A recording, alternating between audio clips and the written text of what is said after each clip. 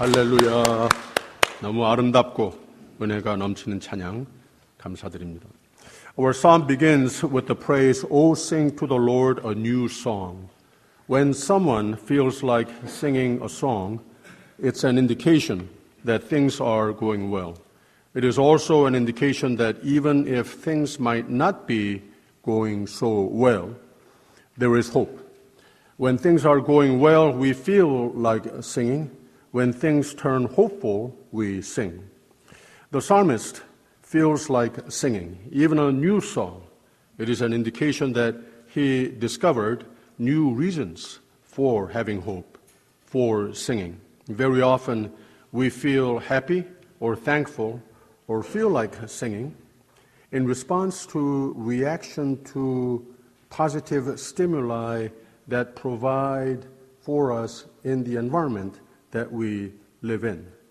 But my hunch is that the psalmist is singing not because of environmental reasons, but because of what he has in his heart. He knows that God is his God. He knows no matter what the circumstance, no matter what the environment, he is claimed by God as God's own. So he is sure of his faith in God. He is sure that God is his Savior and protector, and even through miracles, God is always, as he promised, God is always with him. So he resolves that to be happy, thankful, live a life filled with new hope and new song, he must adhere to God's love, his providence through unwavering faith and loyalty to him. So in order for us to have an assurance about my today and my tomorrow, it's not really my ability. It's not the ability of other people toward me. It is not any environmental reasons, but it is my heart. A space where I am fully in control. If I choose to fill my heart with God, with God's Spirit, then no matter what our life environment, no matter what our life circumstance, we will be filled with a new song. May your days be like a new song. Be strong in your faith in God. Be strong even in your faithfulness to God, who loves you so very much. 아멘. 제가 예전에 드린 말씀입니다마는 사회학의 Symbolic Interactionism이라고 하는 이론이 있습니다. 이 이론은 사람이 태어나서 세상을 살아가면서 사람이 되어가는 과정 속에 부모와 형제를 비롯해서 학교, 직업생활, 친구, 동료들의 그 관계 속에서, 인간관계 속에서 나의 자아가 형성된다고 하는 말입니다. 내가 나 자신이 어떤 사람인가, 누구인가의 형성이 다른 사람들과 관계 속에서 내 생각에 저 사람이 나를 이렇게 본다라고 하는 판단 속에서 내 자아가 형성된다는 그런 이론입니다. 긍정적 영향도 받고 부정적 영향도 받는데 나 자신이 어떤 사람인가, 내가 세상에서 꿈을 품고 성공하기 위해서 얼마나 가능성이 있는가, 그러므로 내가 얼마나 노력할 능력을 갖추고 있는가를 무의식 중에 내가 정하는데 그만큼만 노력을 해서 그만큼 정도의 사람을 내가 나를 만든다라는 이론입니다. 이 이론을 심리학에서는 self-fulfilling prophecy라고 합니다. 내가 예측한 나를 내가 만든다라는 말이고, 이게 다 인간관계, 나의 삶의 여건의 영향력으로 의해서 내가 정하고 내가 만든다라고 하는 이론인데, 긍정적으로는 칭찬과 격려를 많이 받는, 너는 잘할 수 있어, 이런 자극을 노상받으며 사는 사람은 그런 다 잘하고 잘 되는 인생을 내가 만들어가고, 그 반대로 충분히 가능성은 다 누구나 똑같이 있는데 자질을 갖추고 있는데 너는 안 돼 라고 하는 부정적인 말을 많이 듣고 몇 차례 자신에 대한 실망을 하고 그러면 나는 그 정도이구나. 꿈을 접고 노력을 제한하고 그 정도의 나를 내가 만들어 간다는 사회학적, 심리학적 이론입니다. 이게 인간의 본능인데 그러나 사람은 무한한 가능성이 있는 존재인지라 내가 어떤 인생 경험을 지금까지 해왔던 오늘 내가 내일을 바라보며 꿈을 가지고 희망을 품고 삶의 여건이 충분치 못해도 남이 뭐래도 실망, 실패 많이 해봤어도 나는 내일이 있다. 그리고 나는 나의 생각으로 긍정의 능력으로 발휘하여 나는 멋진 내일을 만들어낼 수 있다. 바로 이 이론은 니오 프로이디안의 심리학자 중에 한 사람인 캐런 홀나이라고 하는 사람이 제시한 이론입니다. 누구나 이 세상에 사는 가운데에 지금 현재 나의 과거 이것과 상관없이 내가 희망을 가지면 멋진 내일을 창출해낼 수 있다라고 하는 매우 희망적인 이론이 되는 겁니다. 내일을 이렇게 도전하면 내일은 내가 만든다. 두고 봐라 라는 능력을 누구나 소유할 수 있다고 하는 말입니다. 이게 바로 하나님께서 우리에게 성경을 통해서 누누이 가르쳐 주고 싶어 하시는 하나님의 마음입니다. 성경에서도 이런 자아의식을 잘 터득해서 가장 열악한 인생의 여건을 내가 긍정의 힘으로 희망과 밝은 미래를 선택하고 노력해서 이룬 인물들을 많이 소개합니다. 아브라함과 야곱이 그런 사람이었습니다. 요셉과 모세도 그런 사람이었습니다. 룻과 나오미가 그린 아름다운 이야기 속에서도 바로 그런 마음을 가지고 있는 사람들을 보지 않습니까? 불가능을 가능으로 현실로 만들어낸 인물들은 성경 속에서 많이 봅니다. 인생을 살다 보면 새롭게 다시 시작할 수 있으면 하는 마음이 들 때가 있습니다. 사람은 실수도 많이 하고 서로 실망도 많이 주고 받고 건강상, 직업상, 사업, 인간관계상 하물며 교회 생활하는 가운데에도 뒤돌아보면 참 우리가 새로 시작하고 싶을 때가 있지 않습니까? 사람은 많은 새로 시작을 시도해 보기도 합니다. 그런데 역시 시간과 상황이 바뀌면 또다시 새로 시작해 볼 수 있으면 하는 생각이 듭니다. 여기에 이유가 분명히 있는데 새로운 시작이란 예전과는 다른 조건과 다짐과 그 새 시작을 가능케 하는 자원을 동용해야 되겠는데 이 환경적인 변화가 그 새 시작을 받쳐줘야 되겠는데 세상 사는 가운데에 그렇지 못합니다. 모든 새 것이 외적인 환경적인 세상적인 요소이기 때문에 똑같은 사람이 똑같은 다른 사람과 똑같은 인생관으로 똑같은 자원을 동원해서 새 시작이지만 예전과 별 다름없는 결과를 가져오게 되는 이유가 바로 그겁니다. 오늘 말씀은 진정으로 새롭게 미래를 소망하고 만드는 비결을 나누고 있습니다. 이 시편의 말씀으로 우리의 마음과 삶 속의 새 소망, 함께 하시는 하나님께서 우리에게 이 믿음을 가지기를 원하시고 우리가 올바른 내적 건강을 위해서 노력을 할 때 하나님께서 내 편에서 내 곁에서 항상 힘이 돼 주심을 믿으면서 지금까지는 가지기 힘들었던 내일에 대한 소망과 자신감을 다시 한번 회복하는 아침이 되시기를 주님의 이름으로 축원합니다. 오늘 말씀 1절을 보면 새 노래로 여호와께 노래하라. 온 땅이여 여호와께 노래할지어다 라고 그랬습니다.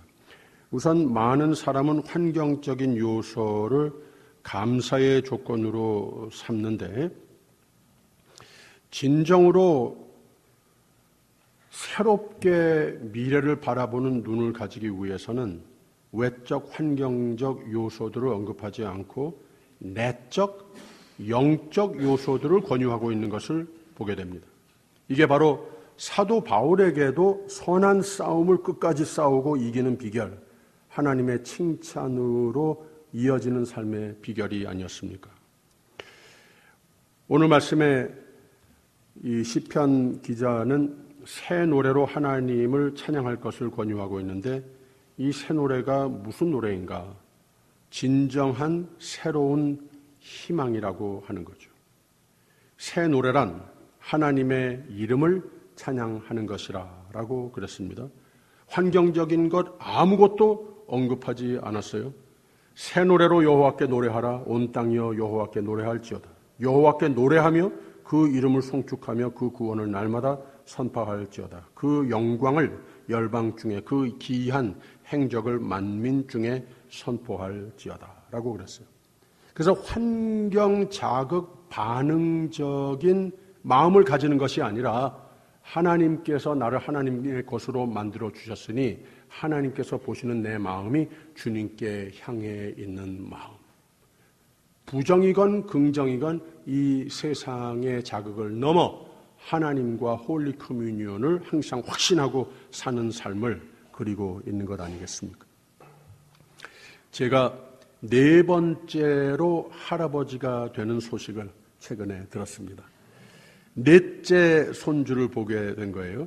이제 10월이 되면은, 지금 15주 됐다고 합니다. 10월이 되면은 태어나게 됐는데, 첫 친손자가 되기도 합니다. 손주들을 위해서 제가 늘 그러듯이 또 아이들이 그렇게 부탁을 해요. 한국 이름은, 미국 이름은 우리가 알아서 정할 테니까 한국 이름은 할아버지가 지어주세요. 해서 제가 벌써 지었습니다. 이름을 김은성으로 지었어요. 금과 같은 하나님의 거룩한 선물이다. 선물되라 라고 하는 희망으로 이 이름을 지었습니다. 하나님이 주신 거룩한 선물, 내게 가장 귀한 선물, 하나님께서 이렇게 주시니 내 것이란 말입니다. 할아버지의 마음이 내 것이면 내 삶이 또 한 번 바뀌게 되는 것이구나. 내 삶이 다시 한번 이 아이를 위한 삶이 되는 것이구나 라고 하는 새로운 다짐을 하게 됩니다. 이 아이는 he has no idea. 아이가 아무것도 모르는데 어느 정도는 이 아이의 생애가 이 할아버지의 마음가짐 때문에 정해진 것 아니겠습니까? 그렇다면 우리를 지으시고 우리를 책임지시는 하나님이 나를 아시고 나를 인정하신다면 얼마나 더 우리에게 위로가 되는 겁니까?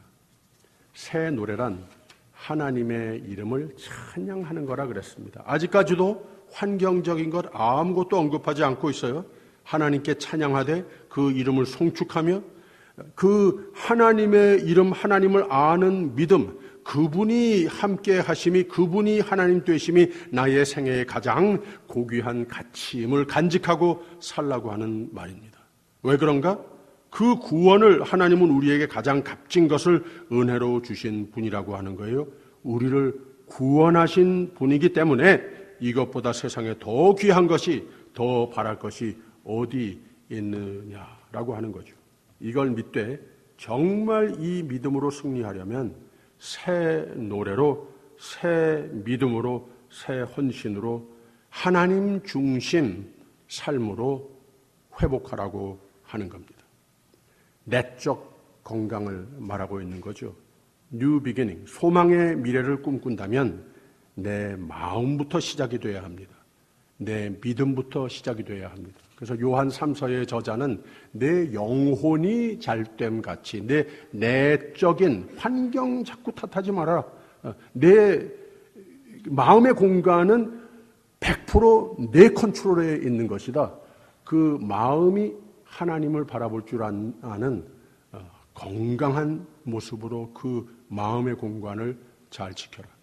그러면 범사가 감사로 다 바뀌는 은혜가 되는 것이다 라고 약속하시지 않습니까? 그래서 이 모든 것을 예배자로서 승리하라 라고 하는 말씀으로 우리가 주석을 할 수 있습니다. 이 새 노래라고 하는 것은 두 번째로 무엇인가? 4절에 보면 여호와는 광대하시니 극진히 찬양할 것이요 모든 신보다 경외할 것이며 라고 그랬습니다. 천지를 창조하신 하나님께 영광을 돌려드리는 삶의 다짐 아니겠습니까? 로버트 슐러 목사님은 종종 Faith is a choice라고 설교를 했어요. 믿음은 선택이라고 설교했습니다. 하나님은 광대하시니 지존자 하나님, 높으신 하나님이시라고 하는 말입니다.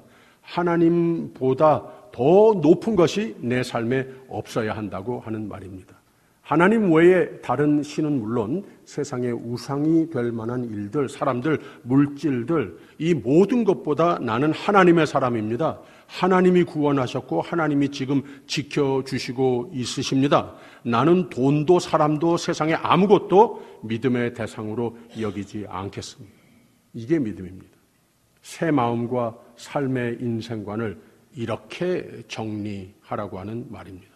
하나님을 선택하라고 하는 말입니다. 그래서 하나님의 인정을 받을 확신이 마음에 먼저 정돈되라고 하는 말입니다. 이런 마음이면 하나님 보시기에 마음에 꼭 드시는 마음이 되는 겁니다. 하나님의 마음에 드시면 하나님이 다 모든 삶의 부분을 책임져 주십니다. 이걸 믿으시기를 바랍니다. 예수님은 너희는 먼저 그의 나라와 그의 의를 구하라. 그리하면 이 모든 것을 너희에게 더하시리라. 왜 그러십니까? 하나님의 마음에 드시니까. 하나님을 믿음을 선택하라고 하는 말입니다. 왜 안 하겠습니까?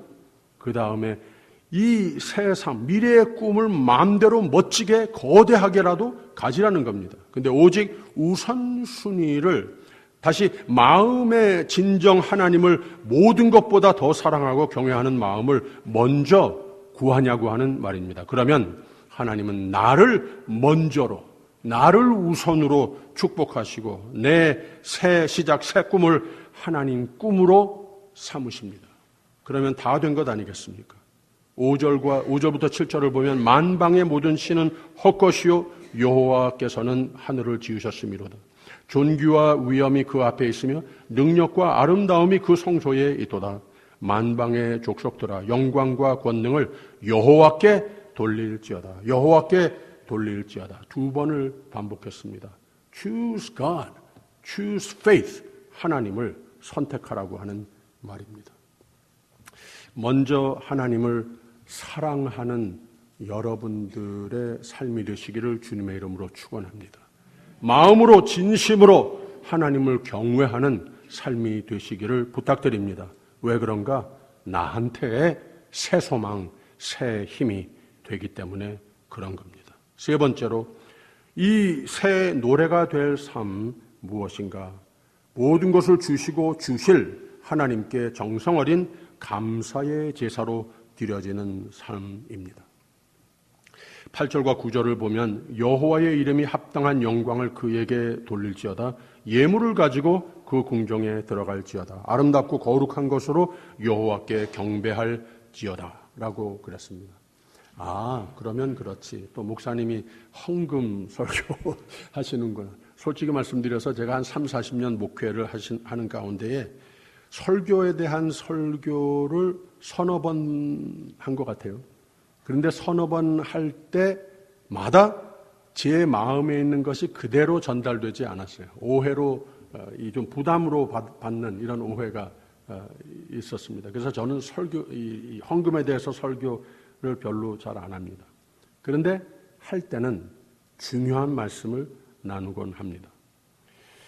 하나님을 사랑받는 자는 그 복된 삶에 합당한 모습으로 신앙생활을 터득해야 합니다. 여기에 중요한 부분이 세 가지입니다.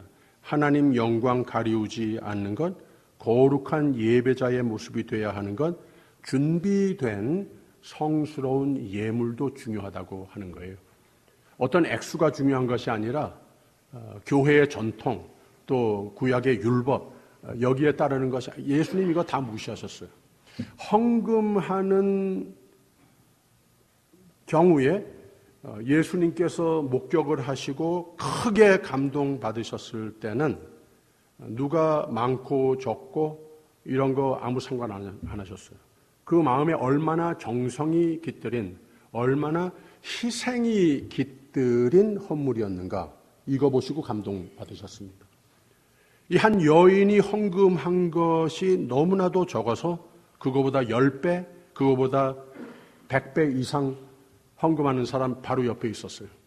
아주 프라우드했어요. 근데 예수님께서 감동 안 받았어요.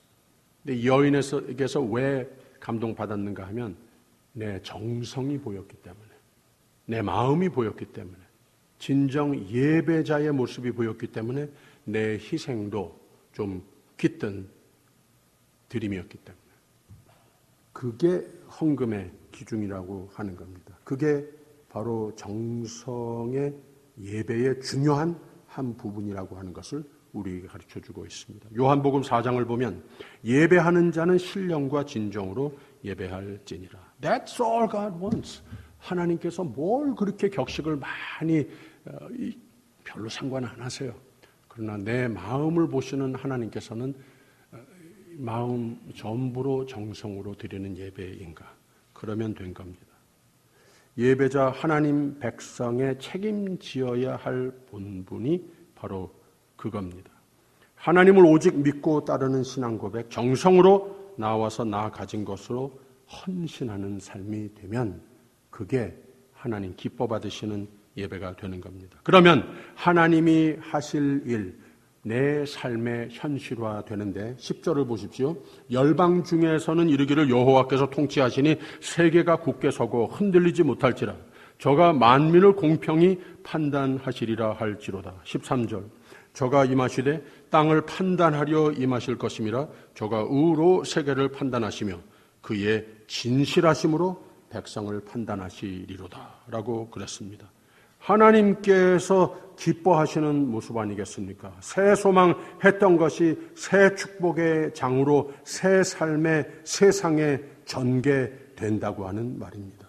이걸 또 이어서 하늘은 기뻐하고 땅은 즐거워하며 바다와 거기 충만한 것은 외치며 밖과 그 가운데 모든 것은 즐거워할지로다. 그리할 때에 삼림의 나무들이 여호와 앞에서 즐거이 노래하리니 라고 그랬습니다. 하나님이 기뻐하시는 모습입니다. 온 세상에 하나님의 영광과 축복이 여기저기 막 나타나고 열매 맺게 되는, 뜻이 하늘에서 이룬 것 같이 땅에서도 이루어지는 기적을 바라보는, 기적 속에서 사는 삶이 내 삶에 전개된다고 하는 뜻입니다.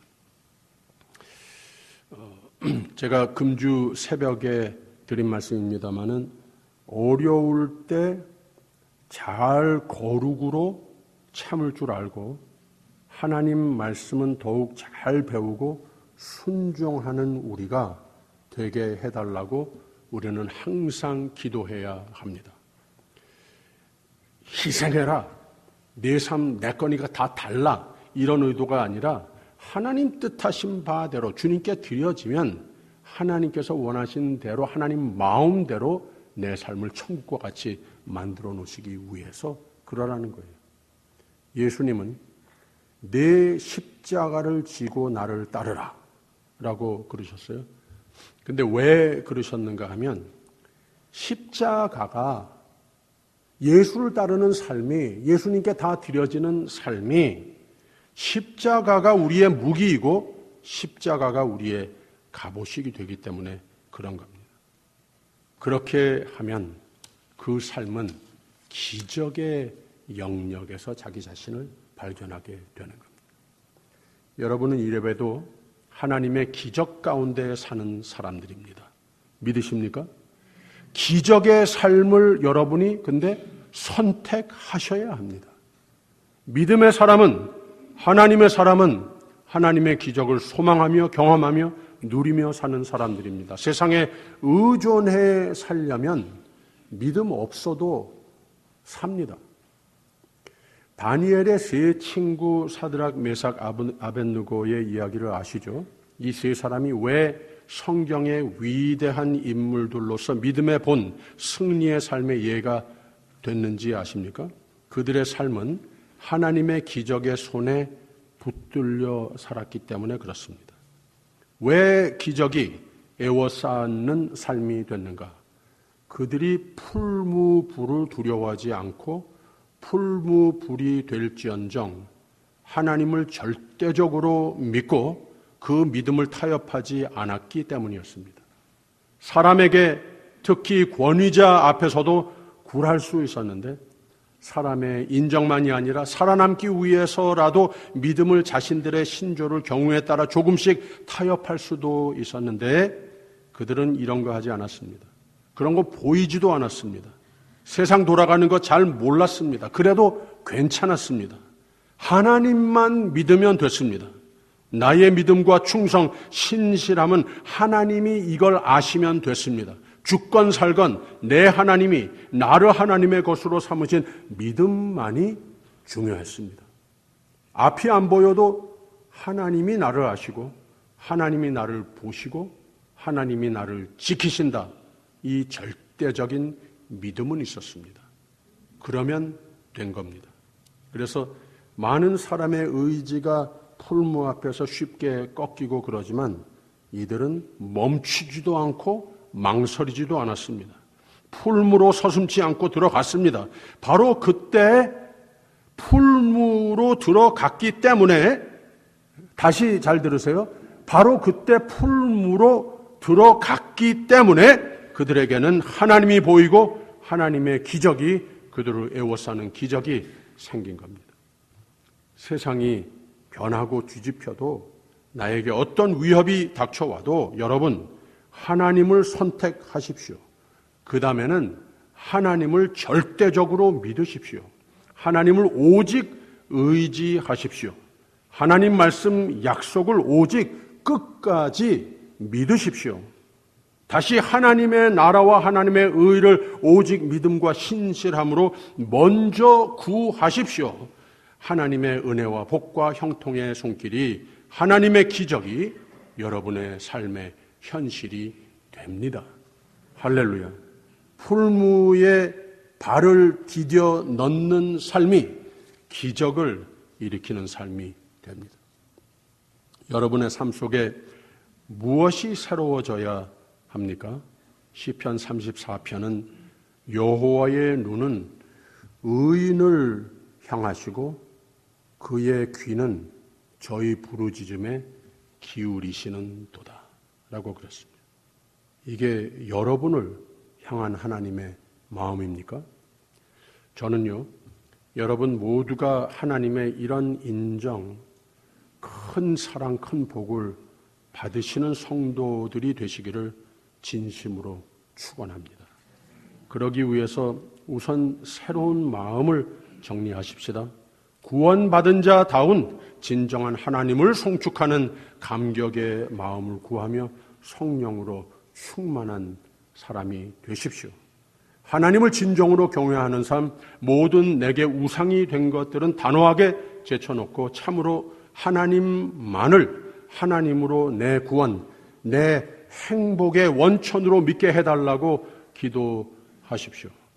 감사 생활을 회복하고 모든 것이 하나님의 것이라고 하는 청지기 의식을 바로 회복하여 나 하나님께 예배할 때 진정 정성과 희생과 헌신이 깃든 모습이 돼서 모든 것을 하나님 영광을 나타내는 모습이 되십시오. 나 사는 모습은 하나님 보시기에 참 기뻐하시는 마음과 사는 모습을 먼저 잘 갖추십시다. 그 다음에는 어떤 새 꿈이 됐든, 어떤 뉴 비기닝이 바래지든, 어떤 기도 제목을 가지고 있던 하나님 앞에 자신 있게 구하십시오. 그리고 구하시는 것을 하나님이 반드시 응답하실 것을, 내 삶의 뉴 라이프를 하나님께서 뉴 송을 축복해 주실 것을 믿으시기를 축원합니다. 포도나무 가지가 포도나무에 붙어 있어야 많은 과실을 맺습니다. 포도나무 가지가 나무에 붙어 있지 않는 삶이면 아무 과실을 맺지 못하는 삶이 될 뿐만 아니라 괜찮은 것 같다가도 시간이 흐르면 죽습니다. 하나님 안에 생명이 있습니다. 하나님 안에 기적이 있습니다. 하나님께로 돌아오십시오. 주 안에 생명이 있습니다. 주 안에 복된 삶이 있습니다. 기도하겠습니다. 하나님 아버지, 우리의 하나님 되심을 감사합니다. 우리를 하나님의 것으로 정하시고 지키심도 감사합니다. 세상이 완전치 못해서 우리 믿음이 때로는 연약해져서 불안에 떨 때 불쌍히 여겨 주시옵소서.